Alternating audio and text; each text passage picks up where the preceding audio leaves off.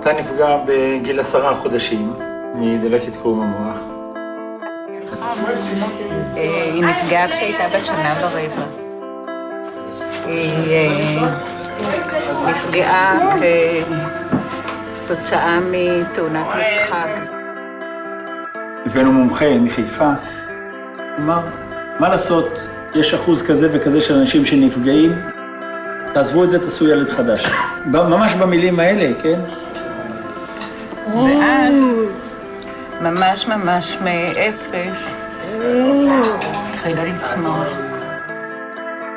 ואנחנו לא קיבלנו את זה. למזלנו גם חלק מהצוות הרפואי לא קיבל את זה. וראינו שיש מה לעשות, ומתן היום הוא איש שאני מאמין שרגעי האושר שלו הם לא קטנים משלנו. אני עדיין קם בבוקר ושותה קפה עם 2 סוכר, אני עדיין ישן. זהו. את רוצה לתת לגישה?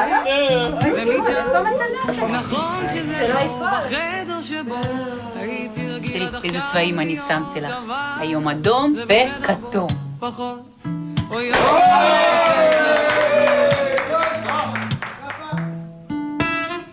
אני עדיין קם בבוקר ואוכל פרוסה של לחם גבינה לבנה, אני עדיין שותה מים לרוויה.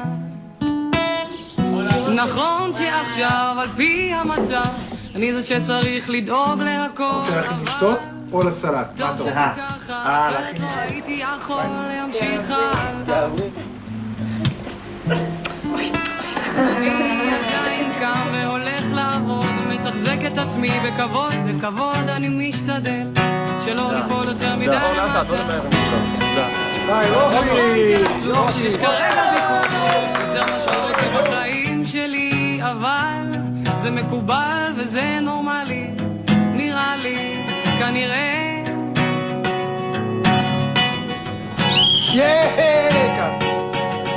אז נרים כוס יין לחיי חיים בריאים יותר.